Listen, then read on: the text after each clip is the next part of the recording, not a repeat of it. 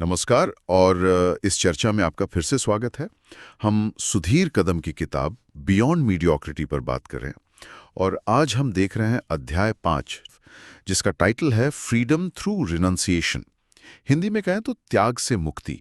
तो जब हम ये त्याग शब्द सुनते हैं, मतलब अक्सर पहला ख्याल तो यही आता है कि सब कुछ छोड़ छाड़ देना, दुनिया से मुंह मोड़ लेना। पर किताब का नजरिया वो शायद थोड़ा अलग है ना? हाँ, बिल्कुल सही पकड़ा आपने। ये बाहरी चीजें छोड़ने के बारे में उतना नहीं है। असल मुक्ति, सच्ची मुक्ति, वो अंदरूनी अलगाव में है, अपने अंदर के जुड़ाव को छोड़ने में। खासकर अपने कर्मों के फल से जो हमारा अहंकार जुड़ जाता है ना, उसे छोड़ने में। अहंकार मतलब जैसे मैंने ये किया। हाँ, या मुझे ये मिलना ही चाहिए। किताब इसी पर जोर देती है कि कैसे हम वो अपेक्षाओं, निराशाओं और फिर दुख के साइकिल से खुद को आजाद करें। और इसका रास्ता है अपने काम को पूरी लगन से करो, बिल्कुल करो, लेकिन उसके नतीजों को लेके मतलब बहुत ज्यादा उत्साहित या परेशान हुए बिना उन्हें सहजता से स्वीकार करना सीखो। सुनने में तो ये काफी गहरा है, पर असल जिंदगी में उतारना वो थोड़ा मुश्किल लगता है, क्योंकि हम अक्सर सफलता, पहचान, पैसा, इन सबको मैं और मेरा से जोड़ ही लेते हैं। बिल्कुल जोड़ लेते हैं। और किताब शायद यही कह रही है कि यही स्ट्रेस की जड़ है। हाँ, लेखक का यही पॉइंट है।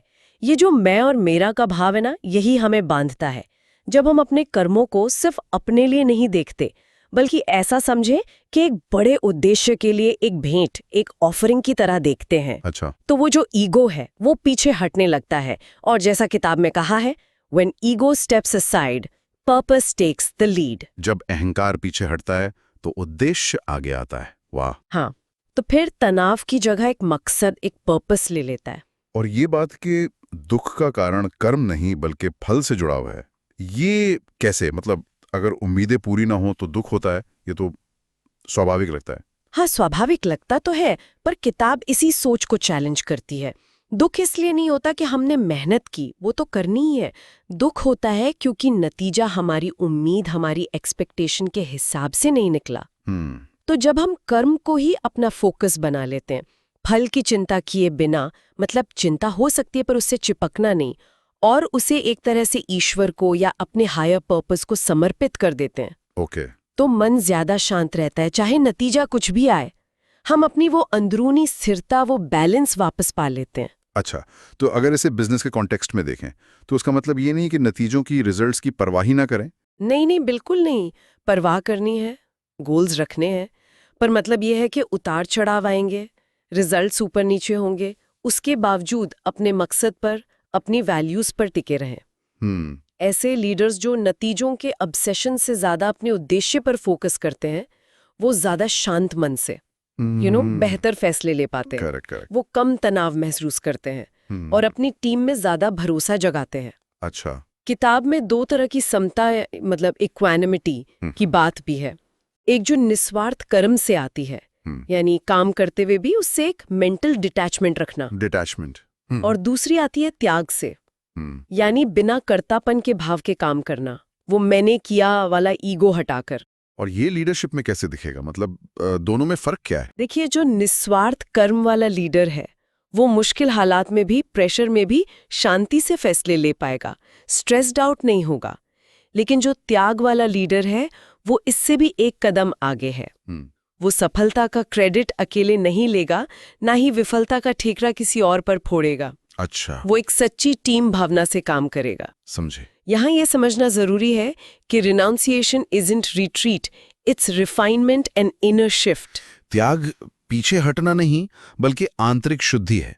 ओके, ये एक अंदरूनी बदलाव है। बिल्कुल। और इससे होता क्या है कि जीवन के प्रति हमारा रिएक्शन बदल जाता है। हाँ।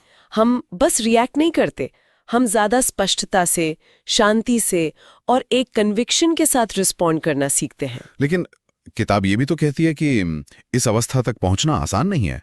इसके लिए कुछ अभ्यास, कुछ प्रैक्टिस जरूरी है। हाँ, बिल्कुल। यहीं पर योग की भूमिका आती है।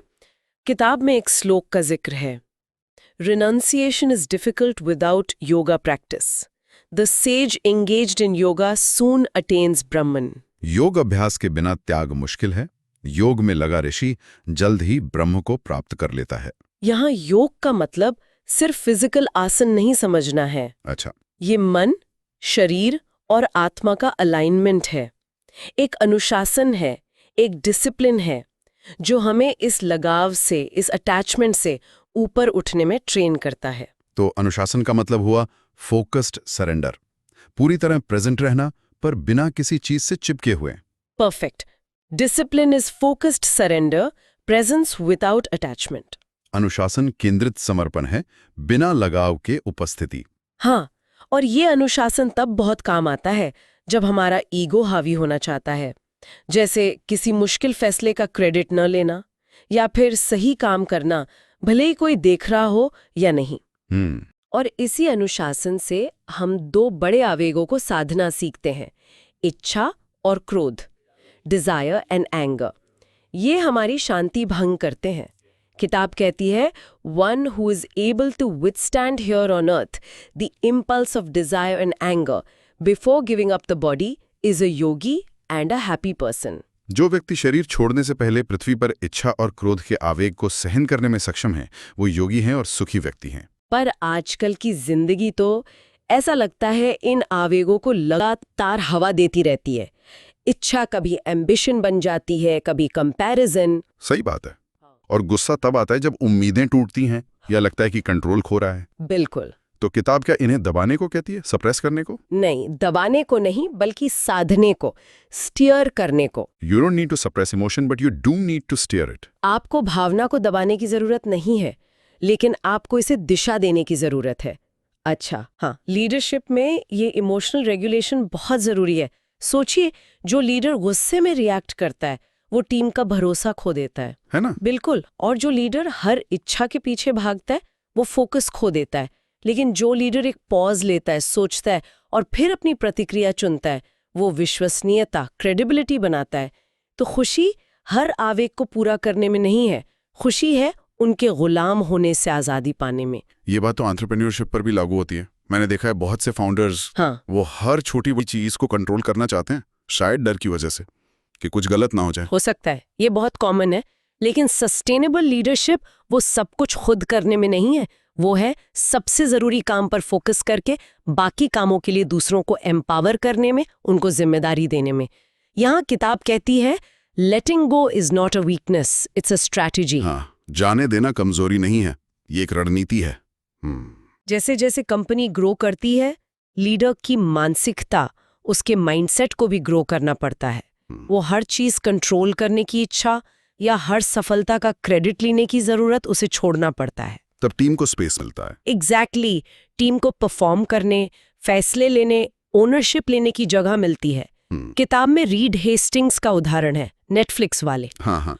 उनकी लीडरशिप कंट्रोल पर नहीं बल्कि विजन की क्लैरिटी पर टिकी थी। इससे उन्होंने टैलेंटेड लोगों को फैसले लेने की पूरी आजादी दी। तो मतलब जब कोई बड़ा काम सामने हो तो सवाल ये पूछना चाहिए, क्या ये मुझे ही करना है या कोई और है जो इसे शायद मुझसे बेहतर कर सकता है? बिल्कुल। और फिर दूसरों पर भरोसा करना, उन्हें सशक्त बनाना। सही कहा आपने।